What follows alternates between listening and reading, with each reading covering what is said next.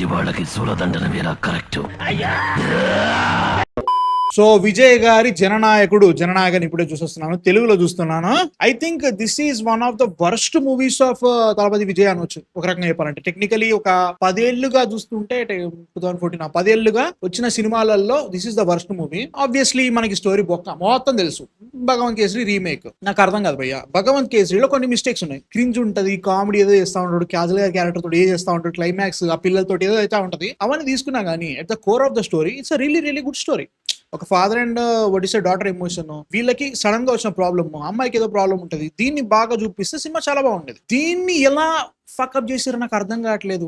You can't at all go wrong with this man. Seriously అసలు ఏ రకంగా work out కాలేదు. ముఖ్యంగా ఈ సినిమా చూసిన తర్వాత నాకు భగవంత్ కేసరి మీద ఇంకా బాగా ప్రేమ పెరిగింది లిటరల్ గా. ఎందుకంటే బాలయ్య గారి పర్ఫార్మెన్స్ ఆ సినిమా చూస్తున్నప్పుడు ఏంట్రా కొన్ని సిచ్యువేషన్స్ లో కావాలని రాయుబడి ఓవర్ చేపించేసిండా అనే ఫీలింగ్ వచ్చిండే. ఈ సినిమా చూసిన తర్వాత అర్థమైంది ఎందుకు అట్లా చేపించిండు అని చెప్పేసి. Good touch bad touch scene ఉంటది దాంట్లో, భగవంత్ కేసరి ఒక రకంగా పర్ఫార్మ్ చేస్తా ఉంటారు బాలయ్య గారి సిచ్యువేషన్ అంతా కూడా. అది ఎంత బాగా వర్కౌట్ అయిందో ఈ సినిమా చూసిన నాకు అర్థమైంది. దీంట్లో ఆ సీన్ ఎంత సప్పగా ఉంటదంటే ఒక్కలా అనిపించింది భయ నాకైతే మాత్రం. అండ్ ఆల్సో నాకు ఫస్ట్ సినిమా స్టార్ట్ అయ్యేటప్పుడు అరే భగవంత్ కేసరిలో కొంచెం ఈ క్రింజ్ కామెడీ తీసేసి వీళ్ళు డైరెక్ట్ పాయింట్ కి వెళ్ళిపోతున్నారు అనుకున్నా. తర్వాత అర్థమైంది ఏంటంటే భగవంత్ కేసరిలో ఉన్న క్రింజే కాకుండా సోల్ కూడా తీసేసి ఇష్టం వచ్చినట్టు తీసేసి అనే ఫీలింగ్ అయితే వచ్చింది నాకు సినిమా చూస్తుంటే. ఈ సినిమాలో మన విలన్ ఉంటాడో వాళ్ళదో బ్యాక్ స్టోరీ ఉంటది, దానంత దరిద్రపు కొట్టు బ్యాక్ స్టోరీని అసలు చూడలేదు. క్లైమాక్స్ ఎటో వెళ్ళిపోతుంది, ఎక్కడ స్టార్ట్ చేయాలో ఏం మాట్లాడాలో నాకు అర్థం కావట్లేదు. కానీ ఏది వర్కౌట్ కాలేదు నాకు సినిమాలో. పర్ఫార్మెన్సెస్ వర్కౌట్ కాలేదు, విజయ్ గారి స్టైల్ స్వాగర్ ఏదైతే ఉంటుందో ఈ స్టోరీకి వర్కౌట్ కాలేదు. ముఖ్యంగా మమితా బైజు అండ్ విజయ్ గారి మధ్యలో ఉండే రిలేషన్షిప్ అసలు ఎందుకు సెట్ కాలేదు. అసలు అదంతా ఆర్టిఫిషియల్ అనిపిస్తుంది. అండ్ అది మెయిన్ ప్లాట్ అవ్వాలి, దాని పక్కన నూకేస్తాడు. అంటే పాలిటిక్స్ అంటాడు 2 నిమిషాలు, తర్వాత మళ్ళీ ఇడికి వస్తాడు, మళ్ళీ ఆడిపోతాడు, మళ్ళీ క్లైమాక్స్ లో విలన్ గాడు వచ్చేసి 100 రోబోట్లు 100 డ్రోన్లు తీసుకొచ్చి అటాక్ చేస్తా అంటాడు, ప్రజాస్వామ్యం అంటాడు, డిక్టేటర్షిప్ అంటాడు. ఒక దాని మీద వాళ్ళే స్టిక్ కావట్లేదు. నా క్లైమాక్స్ వరకు ఎందుకున్నారా బాబు, ఏం చేస్తున్నారు అనే ఫీలింగ్ వస్తా ఉంటది. Flash back was the worst bro, utter worst ఉంటది, చండాలంగా ఉంటది. భగవంత్ కేసరి ఒక సినిమాలో బాలయ్య గారిని అప్పటి వరకు మనం ఒక తెలంగాణ మనిషిగా ఎప్పుడు చూడలేదు. అది ఒక కొత్త ఫ్లేవర్ కనిపించింది. అదే కాకుండా ఒక అడవి బిడ్డ ఒక ఏదైతే ఉంటుందో ఫ్లేవర్ ఏంట్రా అది నార్మలే అనుకుంటాను, బట్ అదొక ఫ్లేవర్ ఇచ్చింది ఆ సినిమాకి.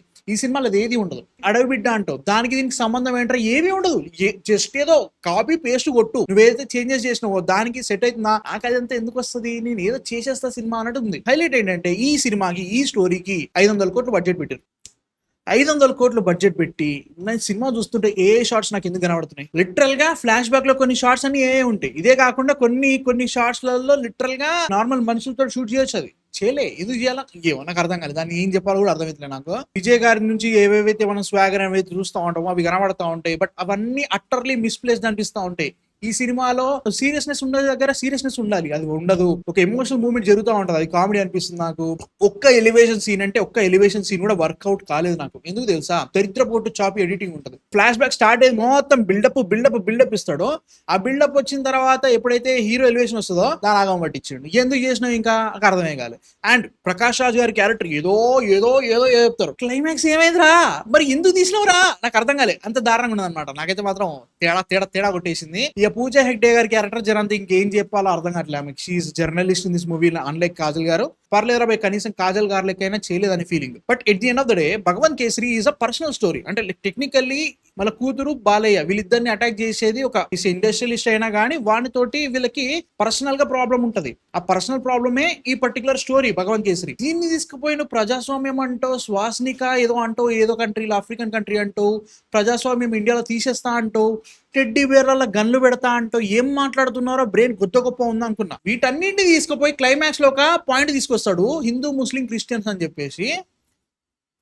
అంటే అంత గొర్రెలా చూసే వాళ్ళైనా, నువ్వు సినిమాలో జనాలు గొర్రెలు కాదని చెప్తున్నావు ఓకే, బట్ చూసే వాళ్ళైనా మరీ ఇంత అప్డేటెడ్ ఎలా తీస్తారా నాకు అర్థమే కాలేదు. అండ్ మళ్ళీ చెప్తున్నా, ఈ సినిమాకి అంత సెన్సార్ ప్రాబ్లమ్స్ ఎందుకు వచ్చినాయో నాకు ఈ సినిమా చూసిన తర్వాత అర్థమైంది.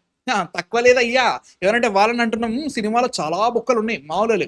సినిమాలో ఎంత అవుట్డేటెడ్ స్టఫ్ ఉంటుందంటే ఇప్పుడు శంకర్ గారు 1990s లో తీసి వదిలేసి అవతల బారేసిన స్టఫ్ అంతా తీసుకొచ్చి దీన్ని వాడేసినట్టు ఉంటుంది. దీనికి మళ్ళీ రోబోట్ 2.0 ఏదైతే ఆ రోబోట్స్ ఉంటే వాటన్నిటిని తీసుకొచ్చేసి క్లైమాక్స్ లో పెట్టినట్టు ఉంటది. అంత దరిద్రంగా ఉంది. నాకైతే అస్సలు నచ్చలేదు సినిమా.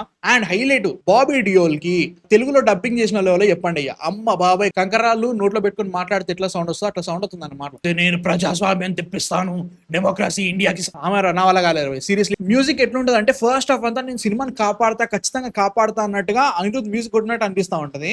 సెకండ్ హాఫ్ స్టార్ట్ అయ్యేసరికి నా వల్ల కాదురా ఈ సినిమా, నా వల్ల కాదురా అన్నట్టు అంత దారుణంగా ఉంటది. నా క్వశ్చన్ ఏంటంటే అనిరుద్ ప్రతి విలన్ మ్యూజిక్ ఏమంటే టిన్ టిన్ టిన్ టిన్ అనుకుంటే ఒక స్ట్రింగ్ మ్యూజిక్ పెడతావు చూసినా, ప్రతి సినిమాలో ప్రతి విలన్ కి అదే మ్యూజిక్ కొడతావా? నాకు అర్థం కాదు. ప్రతి దాంట్లో అట్లే ఉంటది. సినిమాటోగ్రఫీ బాగుంది, డబ్బులు పెట్టిన కనబడుతుంది తప్ప మీతో ఏది వర్కౌట్ కాలేదు. నాకైతే మాత్రం అస్సలు నచ్చలేదు ఈ సినిమా.